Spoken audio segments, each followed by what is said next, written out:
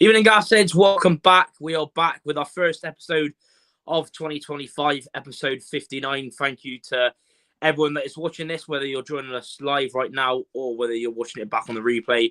Really do appreciate it. Of course, this is the first one of the new year, so hope everyone has had a good one. Of course, hopefully you didn't get too drunk. I know feels like it's been ages now since we last done one, but it was New Year's Eve, so it has been quite a while. But yeah, plenty of stuff to get into, from new signings, talking about Ipswich, the last two games, thoughts on Calderón so far, players that we're linked with, etc. Plenty to get involved with.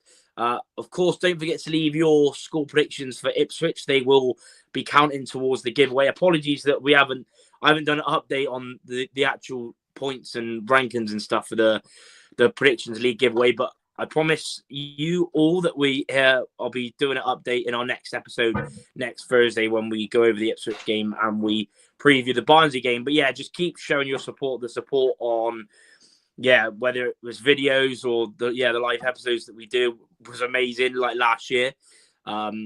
Just thanks to everyone that's interacted, whether it's liked, shared, follow, commented, whether you see us at the ground, etc. Like everything, support has just been class. So just thank you, and just keep showing your support. Subscribe if you're new, leave a like, all that stuff.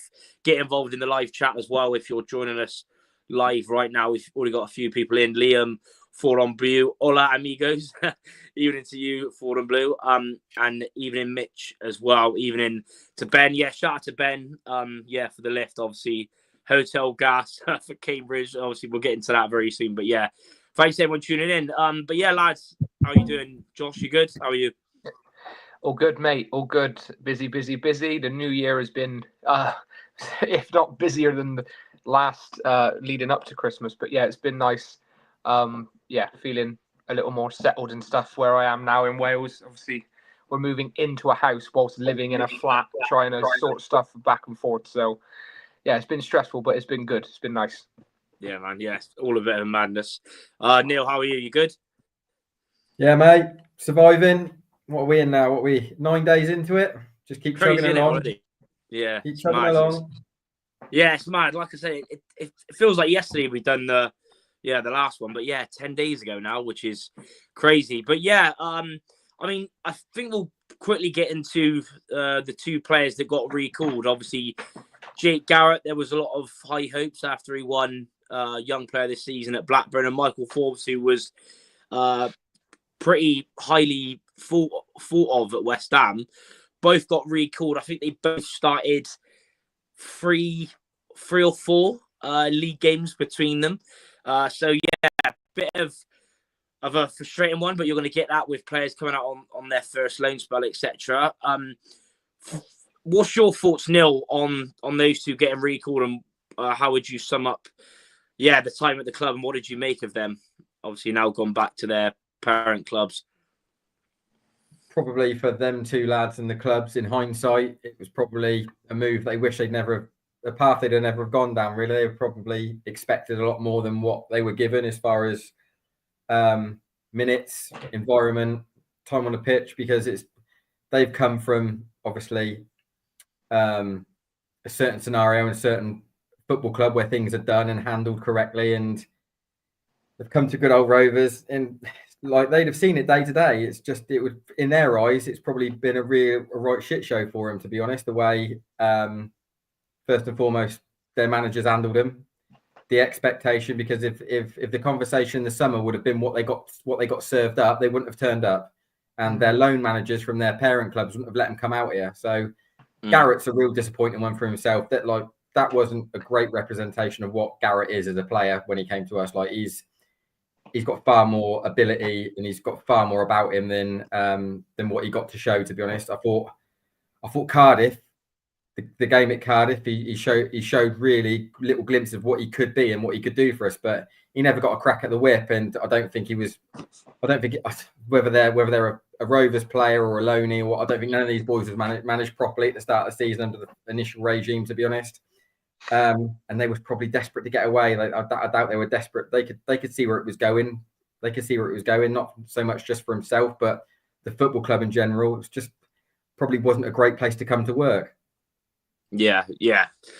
I completely agree. I mean, shout out to Jake Garrett's mum as well. She actually used to watch the podcast, so legend to her. Like, she used to comment as well, like on the Instagram page as well. So and Jake as well. He was great, to be fair. Yes, I think it's a shame. I think he would have suited the style that we're playing now. Like under Taylor, there was literally no style, and I think I said it in the tweet after he got recalled.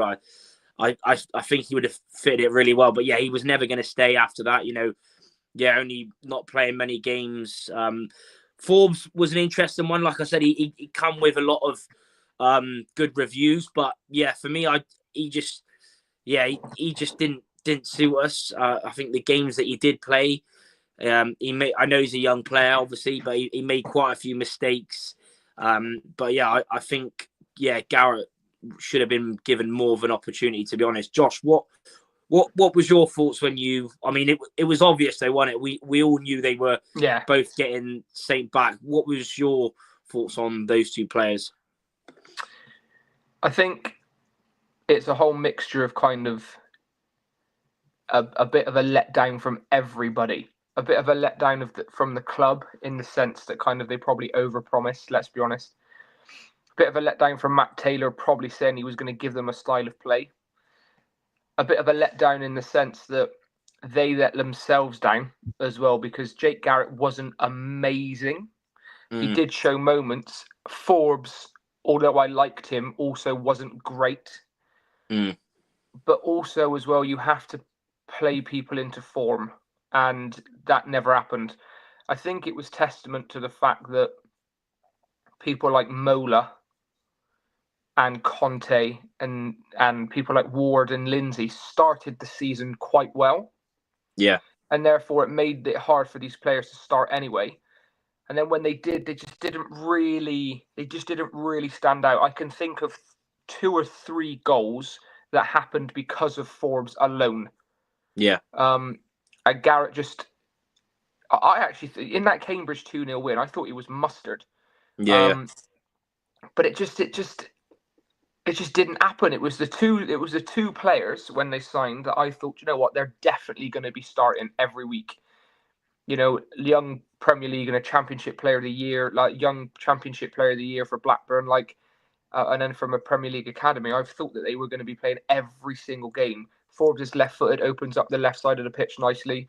Garrett's Garrett, like in that middle of the park, you know what you're getting. It just didn't work for anyone involved, and there's no animosity going back.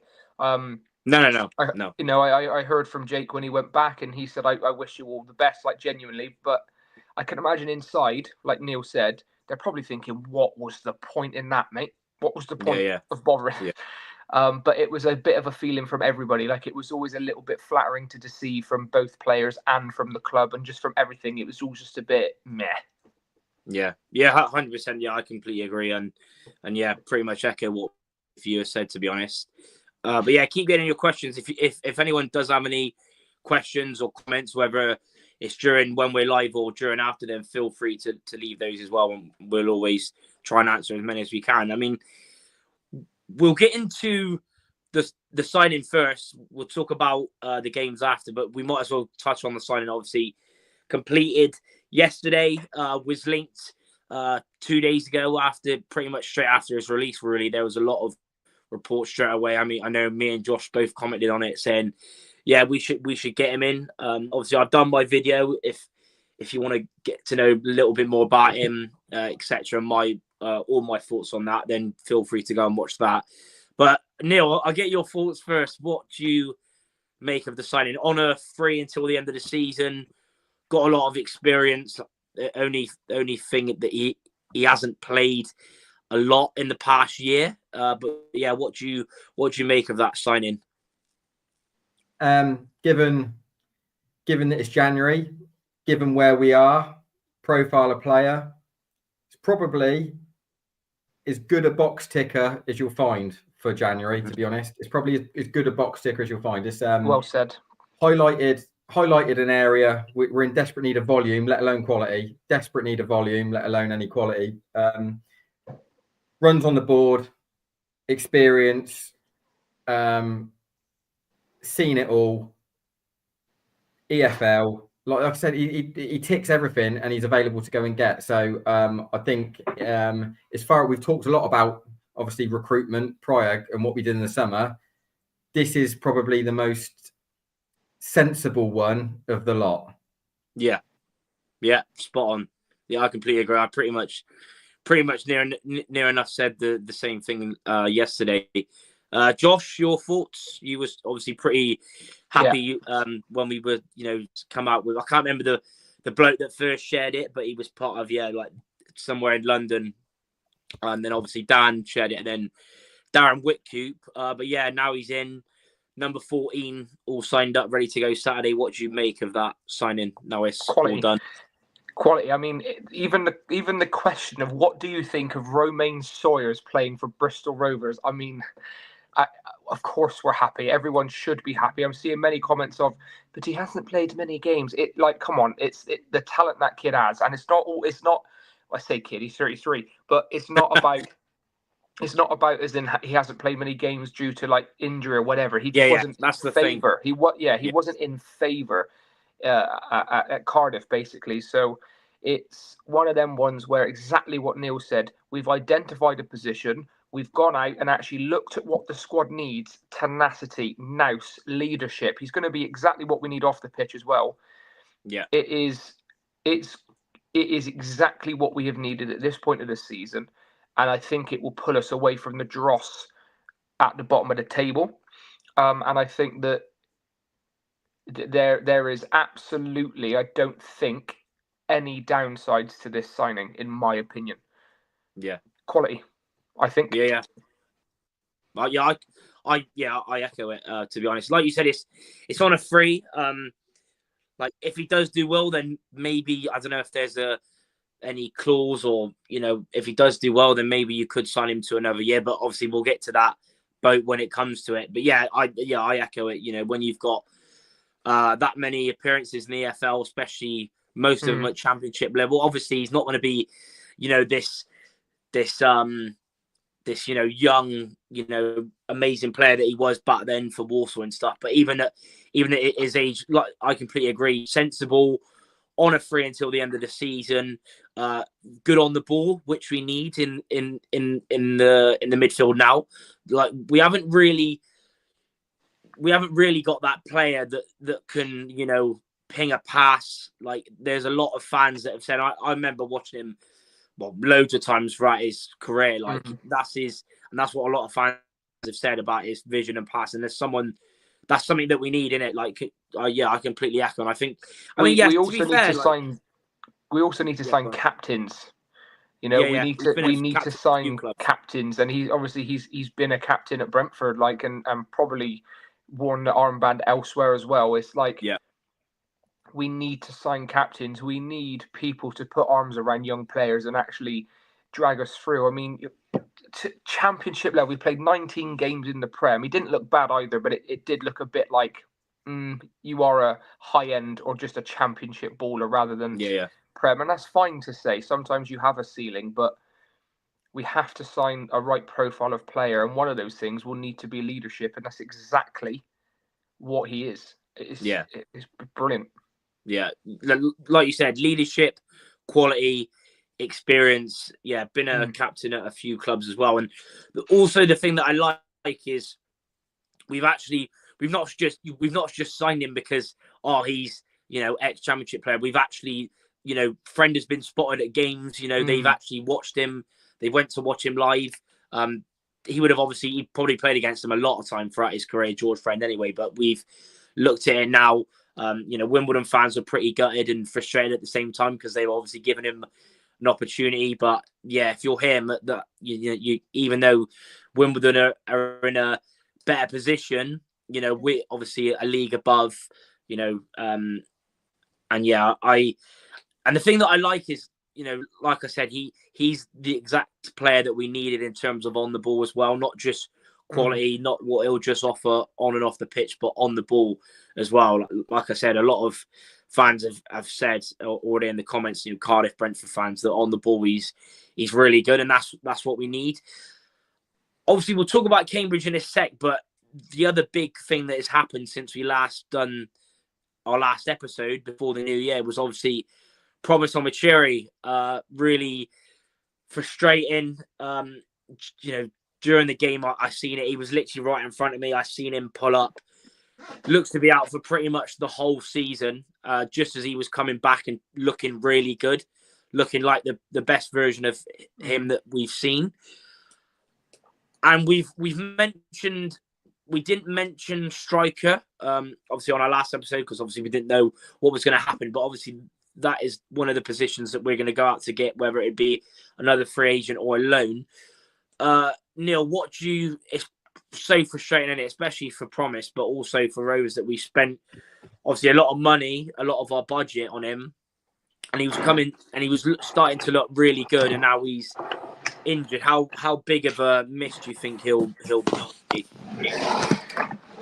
Yeah, it's just the way it goes, isn't it? But also, what you've got in the building still is an experienced centre forward in Chris Martin who knows where the goal is. You've just got to utilise him properly. You just got to utilise him.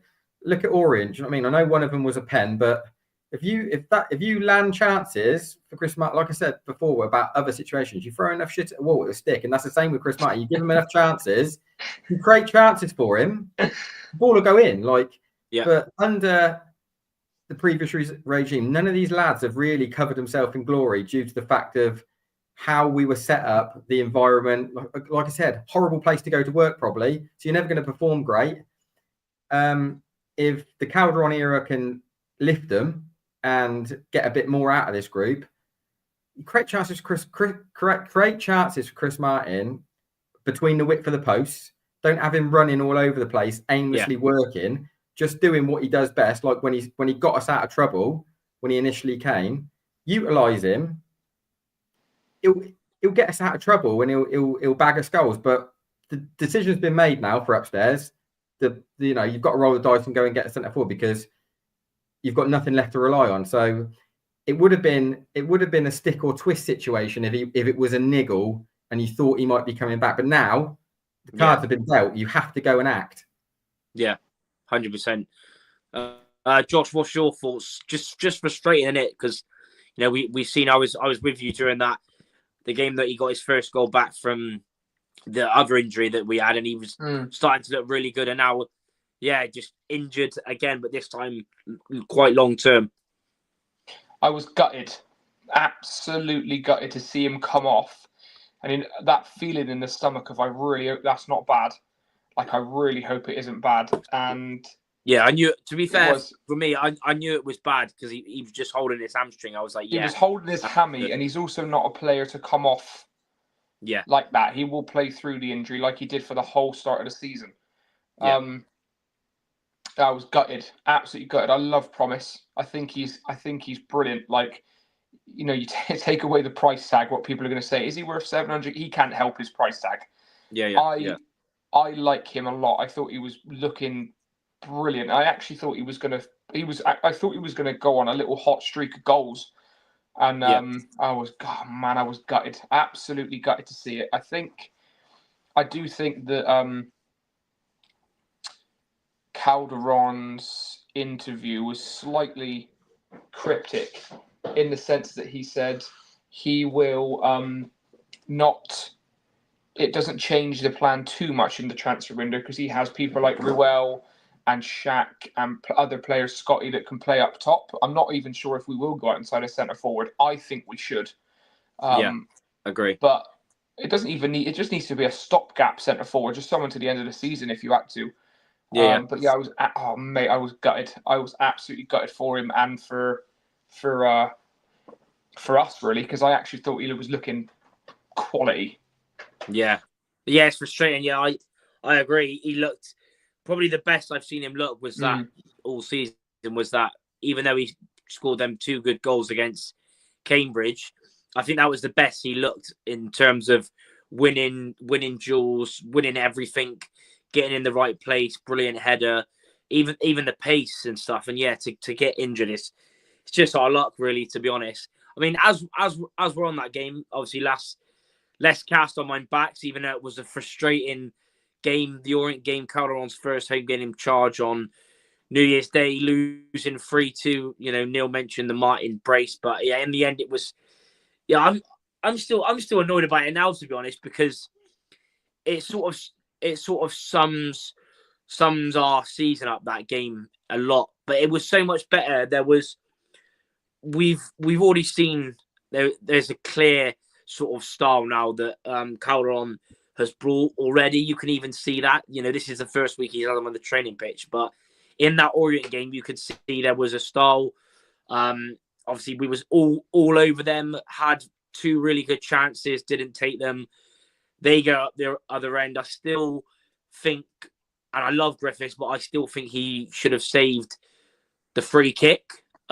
His positioning, I thought, was poor. Looking back at the angle on, I think it was Orient posted it on their Twitter. Looking back at that angle, he was pretty much right. Yes, he probably didn't think he was going to shoot, but I still think he should have done better. But then, yeah, get the goal back. And then that lull, what was it, for about 20, 25 minutes, wasn't it? We were awful in that second half. And then we get a goal out of nowhere. Chris Martin, like Neil said, and like every Rovers fan said, I know it was frustrating the times that we were playing, but we wouldn't, like, lumping the ball up to him is not his game. It's never been his game. Like, he's not that tall. Yes, he's good in the air, but he's always been that sort of link striker. Like, you've seen it in that Orient game when he, you know, especially during the second half and at Cambridge, he's that player to get little touches off and bring others into game. But yeah, defeat, frustrating one. Still think we should have took something from the game. Neil, what was your thoughts, if you can cast your mind back to that Orient game, Calderón's first home game in charge? Yeah, I think there's elements of what, like I said, there's elements of things that he definitely wants this side to do, and whether it's going to be a painful bit of teething and mistakes happen, he's going to keep enforcing the fact that we have to play this way. To get comfortable, you've got to keep doing it. He's going to keep beating that drum. There's going to be none of this damage limitation, get rid, go long, turn round. Them days are gone. I think he's definitely prepared to suffer a little bit to try and get these lads into some form of muscle memory to play in a certain way. And it's clear as day, there's some lads at the minute are going to be slow burners and getting used to this, because some of them stick out like a sore thumb. I mean, we've talked about Mola turning off, wasn't even in the squad, can't deal with it at the minute, can't get his head around it. And I think you look at someone who's come in out of the dark in Sousa, he's bought into it immediately, knows exactly, and he expects it, considering where he's come from. Yeah, he would have done that. The level of training and muscle memory and understanding of how these patterns work, he's very aware. And then you go to the other side, Taylor Moore, car crash. Like, he's just not twigging it. But look at what Calderón's doing. He's being persistent with him.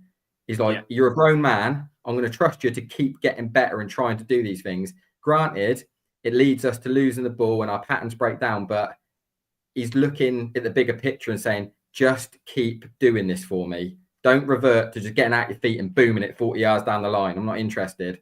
So he's obviously got that group together and go, look, we are going to make errors. We're going to get the ball turned over. It may be for good 10, 12, whatever. Another, like, we've got 20 odd games left. It could, for half of that, could lead to a load of potential areas where we've got to recover. But for the greater good, he's going to ask his side to keep doing things that they're not comfortable with until the penny drops. And I don't mind it. I can suffer that, because, like I said before, the worst thing in the world is having a side when you're looking at it and going, if they're not doing it correctly and things aren't going right, that's fine, as long as you know what they're trying to achieve. Exactly. Taylor, not a clue what was going to be. But what we came up against is, I think, is a blueprint. If you look at it, Orient is what we want to get to. That level of comfortability on the ball and a pattern and understanding. That is what we're looking to get to, is stage sort of 1 or 2. As far as you look at how that game went in certain sort of pockets of time, when everything came on top for Orient and it got to sort of 3-2 at home, pushing, didn't change, did they? Kept doing the same things, did not revert to booming it, getting it at their feet, going long, bypassing it, kept doing the same thing. And that's what Calderón's want us to do. So I think there's loads more positives than there was from Stevenage, like turned it round and put in a much completely. But on the flip side of that, we've come up against a very tired and leggy Orient there. They didn't put in a great show for themselves, but they've come away from 3 points on the road. That tells you everything about them. Yeah, it's just frustrating, but yeah, it's just one of those. But yeah, I completely echo. Yeah, we've said before, like during the preview of that they're probably even though we were so bad away from home, like they were like toying with us. The way they were playing, the little passes. This is what I'm talking about, muscle memory. They all know exactly what pattern and what they see and where that next and second and third pass is going, because it's all muscle memory from what they do week in, week out. They don't overthink anything. Whereas at the minute, we're trying to suss out a pattern and trying to do what we think is best. And there's going to be a lot of teething, there's going to be a lot of errors. But what you can't do, and especially if you're a fan that stands behind the goal, is getting patient with these lads and asking them to just get rid, because it doesn't help anything. And I'm not saying that it desperately dictates the game or anything, but you've got to understand that that's not what's being asked of them. If you want your centre half to get it at his feet, or his fullback to get it at his feet and boom it and not drive into the middle of the pitch with the ball to create overloads, then you're going to be biting your nails, because that is what is going to be asked of these lads to do. Yeah, completely agree. Yeah, completely agree. That's the thing. I mean, you could sort of see, there's been a lot of talk on Wilson. He's probably, for how Marmite he is, he's been our best defender this season so far. But even then, like for me anyway, I don't know if you both agree or if other Rovers fans agree, but even for me, like how Marmite he is, I still think he's been our best defender. But in this sort of new way, and even other players, you mentioned, Taylor Moore, he's obviously sticking with him, even though he's 27. He's probably in the past, when he's been at Shrewsbury or whatever, they've just asked, kick it out, defend, regroup. But now it's completely different. And Wilson, for how good of a, he's a brilliant sort of, well, we've seen it. We'll get into Cambridge, but we've seen it there. Like head it, kick it, and he'll win it and he'll do really well. But in terms of playing out, you see pretty much everything that he does is just hoof. But even other players, even Taylor, because a lot of the time, look at under Joey and under Matt Taylor so far, he's also been asked to like sort of head it, kick it. So a lot of players, for how little or as many games, a lot of them haven't had to maybe do that in the past. So yeah, I think it's a learning curve for all of them, like as a whole squad, especially with Calderón. But Josh, what was your thoughts on that Orient game? For just frustrating, wasn't it? I mean, none of us, obviously, the form that we were in, the form that Orient were in, none of us were confident. We both all predicted a defeat. I mean, it was funny enough. My first prediction nearly came in. I said 4-2 first of all, and I was like, yeah, I'll change that to I think 2-1. But yeah, I lost in the end. But how did you see that game? I was weirdly impressed by the willingness of our players to actually be like, do you know what? I might not be the most comfortable with this new system, but I'm doing it.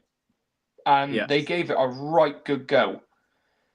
We weren't clinical, obviously. Yeah.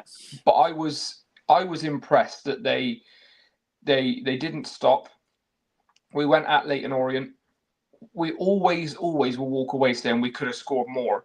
But it literally was a tale of the case of we really should have scored more in that game. Also, Leyton Orient, it was quite interesting to see kind of, you're looking at Wellens is probably going to be is under pressure like a couple months back, and you're thinking, oh, this isn't going, and then it clicks. And that repetition Neil talks about of drilling it in, just keep going, and then bang, it hits, off they go. It was so good. It was a good game of football. It was interesting. Yeah. Their goals, a couple of their goals were a little bit like, meh, it's like that free kick and stuff. It's so obvious where he was going, but like it just executed it well, and they were clinical. We weren't. Touching on the Sousa thing, I bet he was absolutely buzzing to see Calderón come in, thinking, yes, another Basque manager, because he's trained under Arteta. He then trained under Emery. Emery. and now he's with Calderón. Yeah, So that suits crazy. him to a T. He's probably thinking, this is exactly how I know how to play football. And I think that he's looked quality. It will take the other guys a couple of games or months to get used to this, but let's not discredit for what they've done at the start of the season, because if it weren't for Wilson and Taylor and even Taylor Moore in spells, we would be way further down that table. So Mola. So we need to give them time. And I absolutely love what Neil said about the Blackthorn end. Just get rid of it. We hear it all behind us. Go long. It's like, or when people boo because they've gone back, to keep the football. It's like, we're keeping the foot. Like, do you know what I mean? Yeah, like, you've got to keep the ball. Do you not know you about have to. building pressure and finding patterns of play and moving sideways to find gaps? Like, football ain't played by kick it oof and long. You've got Andy Carroll up top who plays it to Peter Crouch, who plays it to blooming someone taller. Like, it doesn't happen like that anymore. So yeah. I was impressed, oddly enough. Yeah, I agree. To be fair, it was just frustrating when we was all over them. And then their first two attacks, they go and score 2 goals. So that like you said, for their first goal was beautiful.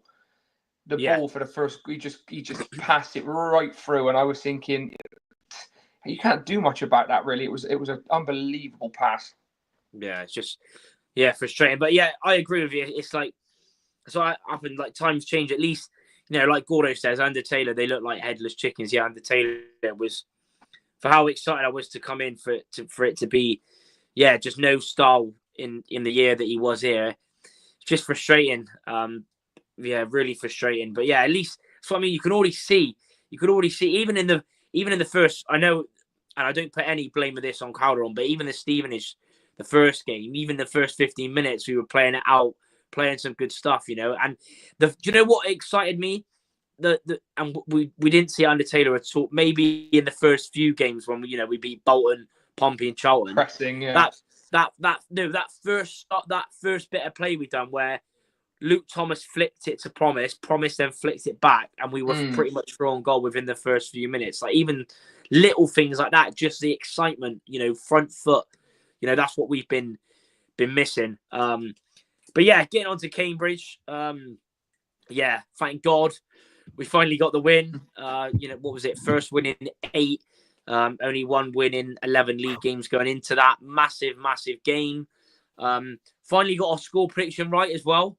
Thank the Lord. It's been a while. There's a few others as well. Like I said, I think it was John Cozzolino. I think he's top. Like, he's absolutely smashed it. He also went with 1-0 Samar. Neil went with a draw. Went with a 1-1 draw. Josh went with a 2-1 win. But I was just. It was relief, I think, more than anything. I think we all knew it was never going to be easy, whether Cambridge are on, awful form as well. But when we got there, I've never seen they were, and to be fair, I'm not really surprised because of the form that we've been on as well. And also, I've chatted to a few Cambridge fans before, and they were saying, they should have beaten Wrexham, the away game where it was 2-2. Should have beaten Reading, but not clinical.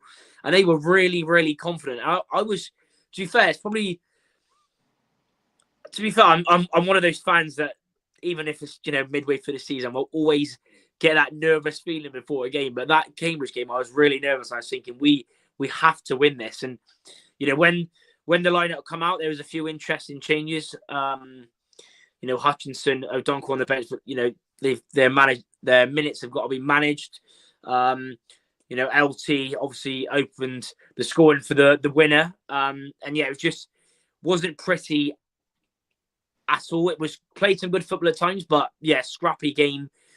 Second goal that we should have had, linesman, I don't know what the hell's going on. It was a shambles because the lino in the first 25 minutes, who was then referee, was a shambles, and then his mate come over and he was just as bad, but got the win. 3 massive points. Neil, thoughts on that game? Massive win. Yeah, it was a big win, but we're a million miles away from being down the track than say anything was a must win. Like, if we lost that game, it wouldn't have been the be all and end all. We got ages to retrieve anything this season. Like, but the way things were going, would it any game's better to pick up points, isn't it? Regardless of who it is. But like, it wasn't a 6-pointer by any stretch of the imagination. Like, we weren't cut adrift or anything like that. It wouldn't. Nah, not cut adrift, but it wouldn't have been. I think at the time we needed. I don't know.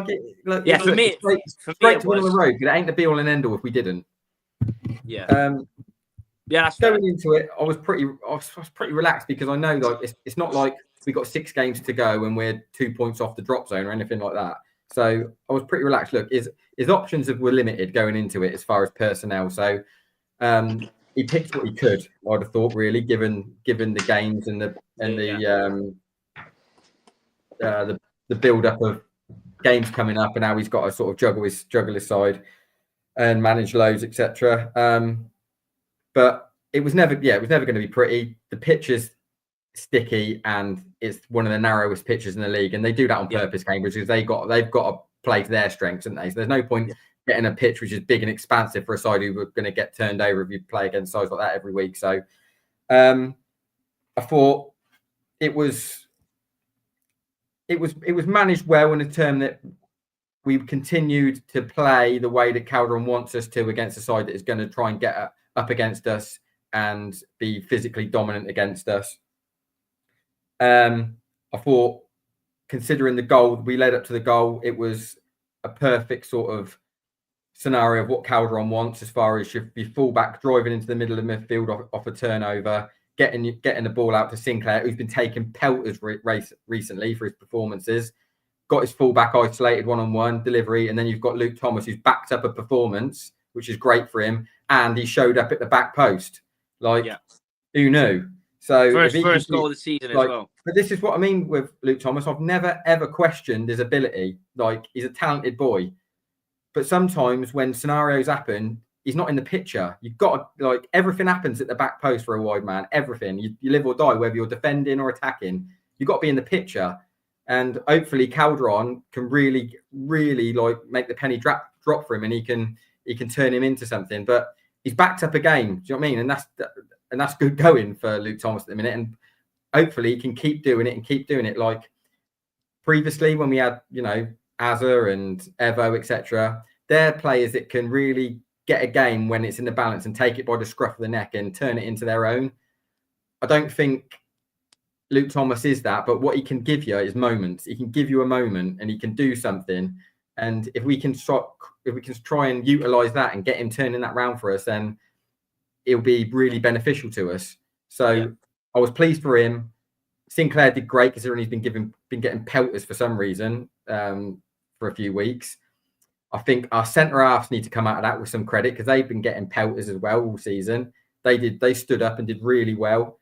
And it was no surprise that second half, when Lofty come on, they got loads of success, Cambridge, because it was all fight, elbows, heads, kicks. He makes things uncomfortable.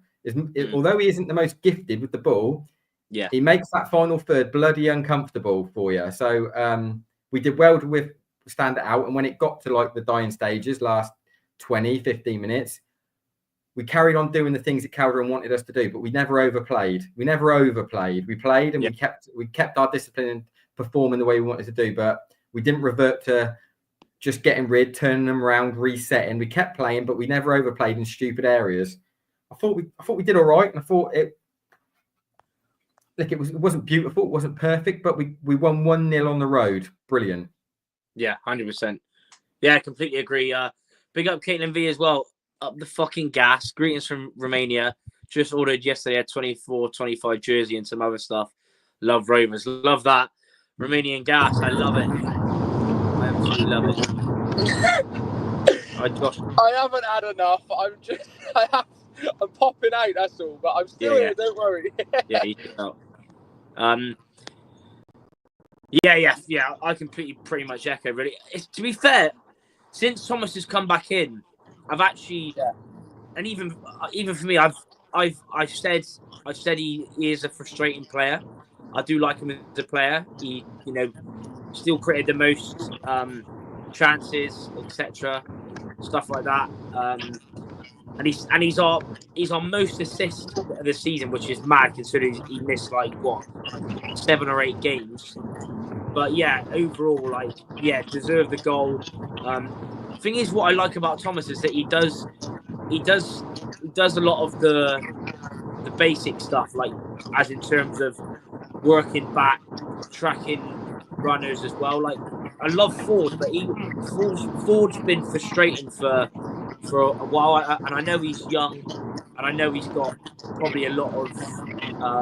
Josh, could you quickly mute yourself a sec?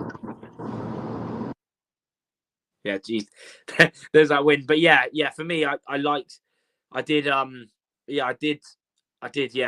Yeah, that moment, his first goal. But yeah, he obviously does. He needs to. But to be fair to him, last season he done fairly well. But this year, obviously, he was playing wing back to start off with. But yeah, he hopefully now playing in this wing position.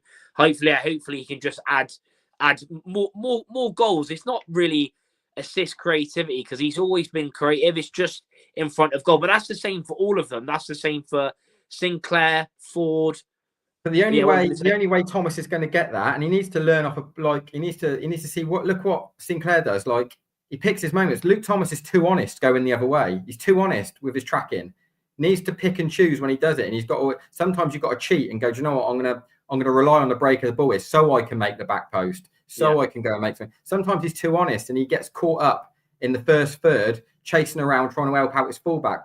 Where I understand that that's part of your game, but good wide men assess when they do and they don't do it. You look at Sinclair. Sometimes he'll just edge his bets and go, do you know what? I'm gonna cheat here. I'm gonna cheat here and wait for the break of the ball, because then I'm 10, 15 yards up the pitch to go and make the back stick or go and make something happen in the final third. Luke Thomas all too often gets lost in the middle of the pitch in no man's land when the ball gets turned over, or he's not in the picture because he's too honest in his defensive work. Yeah, that's probably true. To be fair, he does probably, I sort of agree as well in a way that he does a lot of the time. He does want to come back pretty much every time, whereas sometimes maybe just stay up there. Maybe a lot of being a wide player is gambling. You got to know when to gamble, and it's a fine art. Like if you're playing for a top side, you cheat all the time because you know the ball's going to come. It's different. Yeah, 100%. Well, hopefully the wind is gone, and Josh can give his thoughts on Cambridge. It's still got a bit of a weird noise, but if you can, Josh, give your. It's just because it's only because I'm driving, mate. As soon as I speak, it might stop. I'll keep it brief because I actually thought the Cambridge game, the club would have got pelters if we didn't win that game. One thing I want to say is I thought actually the skipper Scott Sinclair was brilliant. That little kind of drop of the shoulder, takes it down the byline, crosses it in. That was an absolute peach of a ball. That was brilliant. I actually understand what you say about Shaq Ford as well, because he frustrates me. He gives away so many little cheap fouls, like needless fouls when he's trying to play. Whereas Luke Thomas is actually quite good defensively as well in moments. So he is good going forward. I do agree. I actually think, to be honest, the reason he gets back so much is because he's probably scared shitless of not doing it, because he's played right wing back, left wing back for most of his time at Rovers under Taylor. He's probably it's probably that's ingrained in him, you know. But I was really impressed. And also one thing I noticed is every time we win a football match, we seem to keep a clean sheet. Weird. Yeah, it's weird. But it was great. It was. I'm really buzzing that we won that game, and I'm going to put myself back on mute. Fair play. Yeah, to be fair, like, you did sound good when you were speaking. There weren't any wind or whatever. Yeah, that's fair enough. You're driving as well. But like you said, Taylor. I thought a lot of them really. It was I think it was a whole sort of team effort. Sinclair looked really good. Chris Martin, I think I don't know what fans thought from watching the game, whether you was there or at home or whatever. But for me, I thought the way he just gave little passes off, I thought he was brilliant. Saturiu, I thought he was okay, better than what he has been, but I still don't really know what what position he is, because he's played left wing a lot, played striker a lot, played with another sort of target man at Orient. But for us, it's like he's just not he's not a 10, is he? I don't really know what he is. It's just a little bit weird with that scenario. I don't think you have to put your finger on it with Satiri at the minute. I think he'll be coached into playing. I think he's so used to being that person that roams. He's been so used to being that player that roams. He's never nailed down being actually established as anything. I think there's a lot of coaching that needs to go into him. But he's a talented boy. He's got good tidy little feet. He can make things happen. And he's a bit of a blank canvas for Calderón to get older, and he can make him what he wants him to make him. Because I think there's definitely a player in there.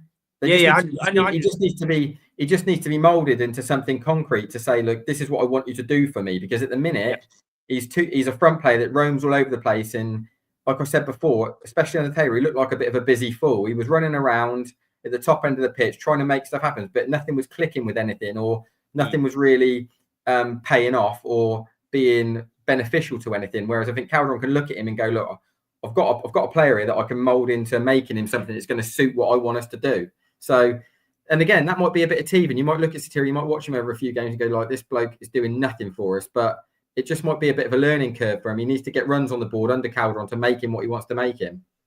Yeah, 100%. Yeah, there's definitely quality there. We've seen it from his time at Orient. Creativity, goals, assists, etc. But I like Satiri a lot. I like Satiri a lot. I actually think he can be quality, and he's that player that just causes a little bit of havoc. He presses hard, he's quick, he's nippy, he's a nuisance. It just hasn't worked for him at the minute, and I really hope Calderón can get the best out of him, because I actually do think there, like Neil says, there is a player in there, and he can be really valuable. He's brilliant. Yeah, I completely agree. But I agree. He's just been, because he's played so many different positions, I think he just needs to nail down that one position, like Neil said. Ben said might call it mad, but I can see Rule being turned into a good centre mid. I don't know, interesting. He's never played there, but I'm not put some weight on. Yeah, right, and get taller. And get taller. Yeah, Chris saying about Ford don't look happy last few games, but Thomas got his mojo back. Now he's playing. He's got an arm around him put at the moment. Yeah, 100%. Ford looks like a frustrated centre forward to me. He looks like a bloke who really wants to play up front and isn't playing up front. He looks like an irritated. Shaq. Yeah, he looks like an irritated centre forward to me. He's got all the hallmarks of when I look at him and watch him and his mannerisms. He just reminds me of like when I've been out there on a pitch and looking at someone who is desperate to play up front and ain't playing there. Well, he's not a striker though, is he? He is a winger. But there's left backs that ain't strikers, but they still want to be it. He just looks like an irritated footballer that wants to do something that he's not being able to do at the minute. But again, there's going to be situations with this group that has gone under the old Taylor regime. Some had it good, some had it bad, some didn't get what they want. And now you've got a new man who's going to be asking you to do different things and work in a different way. And your training's going to be different. You can already see the intensity's gone up. That won't please some people. Some people like a cushy life. And for me, Ford just looks like someone who's irritated by something that isn't his preference at the minute. Yeah, I completely agree. Yeah. Keep smashing the like button as well if you haven't already. Keep getting in your comments. And of course, if you're new and haven't done so already, then do subscribe to the channel. We're going to get into the Ipswich game now. I don't think there's a lot to get into. We've already discussed on other episodes. There is a playlist, by the way, on the channel. If you go over to scroll along where it's got like videos, live playlists, etc., you can, if you've missed anything, there's always timestamps. I need to do a few timestamps for a few of the episodes, but in a lot of the episodes, especially the last one or two, we've talked about what positions. I've seen a few people adding questions saying what positions. We've already pretty much talked about it. So if you want to go and check that out, then do so if you've missed other streams and videos, etc. So we'll pretty much get into the Ipswich game now. Obviously, it's frustrating, a little bit frustrating, isn't it? That's sort of I was going to go to the game, but I just thought Ipswich again. I went there. I was one of like 110 that went there last year in that cup game on a Tuesday night, and I've been there, yeah, I've been there 3 other times, and I just thought, yeah, I'm just going to chill this weekend. But yeah, Ipswich again. It seems to be all the different, whether it's Crawley, Peterborough, Ipswich, Barnsley, whoever it is now. We just seem to get the same team, and it's mad, really. The last time we played Ipswich in the league, we drew 0-0 to them in the where they drew 0-0 at the Mem. Probably one of Gibbons' best and only game he played for us. I reckon he was outstanding that night. To be fair, there was like 20 of us, but they said it was definitely a lot less. I agree, but they did say it was like 100. I'd love to see Dennis Politics, the former Bolton player. Yeah, talk to the Calderón boys. Yeah, been a long cold. Yeah, it's a mad one. But yeah, Ipswich Premier League now. Like I said, it's mad. Played them last year with a backup with their second team in the cup. Pretty comfortable win for them, winning 2-0. The last time we went there in the league before that, I think it would have been COVID, wouldn't it? That horrendous goal that always does the rounds of that season. And then the time before that, we beat them 2-1 when JCH went in the squad, and then Coughlin was like, "Yeah, see you later. I'm going back up north, but I'll be back 5 months later to go Newport." Was that Tyler Smith masterclass, that game, wasn't it? Yeah, Tyler Smith and Tom Nichols, wasn't it? Tom Nichols, yeah, that was the one. Yeah, and then we were like sat third, weren't we, after that? And then I was like, we're going up, lads.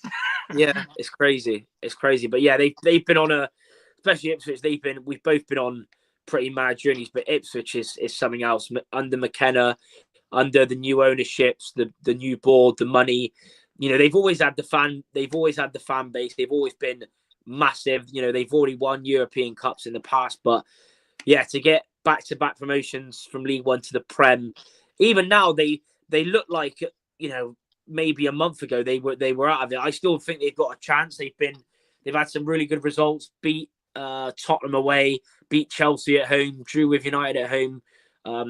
It's going to be a tough one, even with a backup team, even with, I don't know, Chaplin playing, El Mohammadi, Calvin Phillips might start. They're on about signing, or they might have already agreed a deal with the player that they were meant to be getting in the summer, but chose Villa, that Jaden Philogene Badace. But yeah, it's mad, isn't it? Ipswich again in the FA Cup. Would be nice to get a win. I can't see it, but hopefully, we go there and we can put in a performance after a full week, and see what happens. Really, if we lose, we lose. If we go through, then obviously that would be amazing. But yeah, a week more of work on the training pitch and a few changes. For me, I'd probably, obviously we'll get into lineups in a sec, but yeah, for me, I'd change a bit. I wouldn't go mad and do like 9-10 changes, but I'd make a few. What's your thoughts, Neil, going into that Ipswich game, and thoughts on Ipswich? It's just been a madness, hasn't it? League One to the Prem, and under McKenna, they've just been brilliant. Yeah, they struck gold, didn't they, with what they did as far as bringing him in and basically giving him the keys to go and turn this club round and turn this side round, and they've got to promised land, didn't they? So it's worked out great for him. As far as the game, now we're in this new Calderón era. I think Ipswich away in the cup is brilliant for us, because you played a side like Orient, who is going to be sort of the sort of target to get to as far as a League One level of wanting us to operate in a certain way. And now you're going to go to Ipswich and going to see it times 10 as far as a level of pattern of play, doing the right things, moving the football, transitions, everything. And it will be like the game flashing before your eyes, because these lads are going to see it firsthand of how it's done near enough perfectly for League One players. to come up against, because then they don't see it every week like Ipswich do, and Ipswich get outdone by sides that do it to them. So for our lads to see it, it's going to be invaluable as far as an experience to see what it's done like properly. Yeah. So I think it's good that we're going there. I think, with all due respect, I think going out is the best scenario for us, given where we are in the league, what our priorities are. We don't need more games. We don't need more minutes in legs in a cup that we're never going to win. Or granted, there's money to be earned, but there's a bigger picture here. And going into Ipswich, although it's not the done thing, going into Ipswich should be a thought process to Barnsley, because, like I said, the bigger picture is Barnsley. So that will reflect in a lineup. But ultimately, the experience of going to a side like Ipswich, playing a side like Ipswich, and understanding, like, what I'm asking you to do, this is what they're doing times 10. So it's better than us. It's better than us going to some club where you're just going to play a side that's going to boom it against you, get beat up, get muscled, and get beat 3-0 and learn nothing from it. So I think Ipswich away is good for this Calderón era in this group, to be honest. So I'd make changes because Barnsley's the bigger picture, but I don't think Ipswich away in the cup's a bad game for us at all. Yeah, 100%. Yeah, we'll quickly get Josh's thoughts before we do our lineups predictions, and then we'll finish up. But yeah, keep smashing the like button. Remember, if you're watching back on the replay, or if you're watching now and you can't leave your prediction, then do leave it after, because it will go towards the giveaway. And yeah, we'll see how many of us will get it right. But yeah, Josh, your quick thoughts on the game, how Ipswich have done, the madness of the last 2 years back to back with McKenna. I mean, I have a soft spot for Ipswich because I just love how they've recruited. Like, I know they've gone out and they've got like Omari Hutchinson on loan for. I get that, but they haven't gone out and signed like the biggest of biggest boys. They haven't gone out and done a Birmingham when they've dropped down and paid 15 million for. They've loaned well. They've signed well. I just saw that comment. Josh in a cave. I'm not in a cave, man. He's in the cave in the valley. Everything at one go. And yeah, they've signed well. They've recruited well. They've got great loan signings. They've got a great young manager at the helm. I mean, it's just brilliant, isn't it? Yeah. In regards to the game itself, we are gonna get slapped up on a plate. But I actually think that Calderón will like this game because it's a team that actually will suit how he wants to play, and it will give his. They're front foot, aren't they? Yeah, exactly that, and it will give him some thought process of, well, if we can play well in phases against Ipswich, it will give him some good ideas, for Barnsley. So, in terms of the game, we're going to get slapped. I'd like to go through. Because of the money and the boys would be brilliant, and the fans deserve it as well. A bit of happiness this season, but it is probably in our best interest to get knocked out. Let's be honest. Yeah, 100%. Yeah, we'll get into lineups and then do our predictions. Neil, what would be your 11? What would you go with for the game? Like I said, with Barnsley being the bigger picture and the priority, and not disrupting too much, I'd go Griffiths in goal, Senior right back, Belongo left back, Moore and Mola at centre half, McAward and Hutchinson is the three in the middle, Sotirio and Adonkel wide of Ford. Interesting. Lone Shaq Ford. Plenty of changes, which fair enough. Josh, what would be your starting 11? I just seeing these comments. People are so creative. I absolutely love it. I can't. Putting all the. I know. Someone said it's Captain Caveman Josh in the valleys. Yeah. I would say Griffiths in goal. Back four: Senior, Moore, Mola, Sousa. Yeah. And then I would be going Ward and Lindsay in front. I then would be playing LT, Hutchinson, Ford with Gatlin O'Donkor up top. Gatlin O'Donk up top. Love that. I love O'Donkor. He's mint, and I keep forgetting he's only like 12. Yeah, he's tiny, isn't he? Yeah, him and Shaq Ford. Even Sousa, 19. Like it's mad. Yeah, we just even makes me and you feel old. I know. Like, it's mad.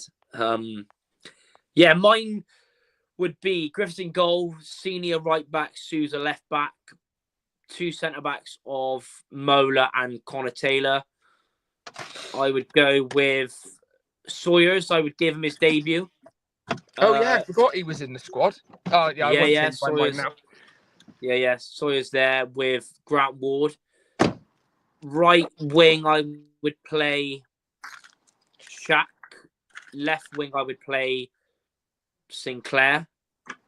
In the 10, I would play Hutchinson. Then up top, I would play Gatlin O'Donkor. Yeah, I'd make a few, not loads of changes, but I'd make 3 or 4. I'd still go there pretty strong. And I wouldn't completely go and change every defender, but that's just my point of view. I'd like to see us have some sort of similarity from the sort of lineup we had at Cambridge. So, yeah, getting into predictions. Some of you have already left yours, so make sure you get yours in. If you haven't already, keep smashing the like button as well.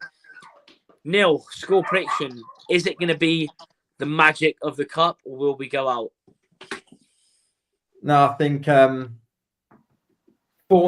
but I think it'd be a good experience. I think it'd be good. I think, like I said, it won't do us any harm going and playing a side like Cambridge. Jesus, I mean, imagine. I wish it was Cambridge again. Ipswich. Yeah. Yeah. That's fun. I love that. Do you know what? That sums you up saying, I think it'd be 4-0, but I think it'd be a good experience. I love that. But yeah, I think it will be. I think it'd do them good. Yeah. 3. Was that 4-0? Did you say? Yeah, I think we get done 4-0. I just think they'll run all over us, won't they? And then imagine what their subs are going to be like with 20 minutes to go. It'd be frightening, wouldn't it? Yeah, the lap and all this lot. Yeah. It's going to be. But that's the thing. Like you don't know how Ipswich, because I know how did they get on in their last game? How did they get on in their last Prem game? They drew 2-2 with Fulham. Their fringe players. They drew with Fulham, their fringe players are going to run all over us, though, aren't they? Like, it's going to be great. It's not like it's going to be a leveler. No. Yeah, 100%. So yeah, Neil's gone 4-0. Josh, what's your score prediction? Can we nick something, or are we going to be comfortably done by a Prem team? I reckon we are going to be absolutely put in a spliff and smoked. I think it's going to be 3-0 Ipswich. I was tempted to add a goal, but then I'm thinking from where, let's be honest. It will be 3-0 Ipswich. We're going to have a great day out. We're going to take more than 20 fans, and it's just going to be absolute scenes. But we are going to get knocked out of the FA Cup comfortably. Comfortable. Yeah. Sam. Interesting. Right, let's get a few predictions already. So we've got Chris Collier's gone 3-0, lose 3-0. 1-0 Gas win, says Gordell. Love. I would absolutely love that. Also from Caitlin V, if I'm saying that right, or Caitlin V, I'm hoping I'm saying that right. I also believe 1-0. I'll cast a gypsy spell, no worries. Hopefully that would be madness. I'd love that. 1-0 says 100% correct, but I'd love an upset. Nick a 1-0 winner, says Nick. Love that. Alicia 3-1 Ipswich. James Dean 1-1. Chris Collier 3-0. I'm guessing that's Ipswich. 3-0 Ipswich says Ben Darrell. Liam says 1-0 Ipswich. Ronnie Martin 2-0 Gas. Jesus, imagine that, mate. 2-0. To be fair, though, didn't they get knocked out to Was it Maidstone last year at home? Yeah, it was. So Maidstone have done it, but you don't usually see Rovers cause an upset in any cup. We're usually pretty awful in any cup. Any league game. Come on. We just don't cause upsets. Yeah, yeah, we just don't. Yeah, or even the league.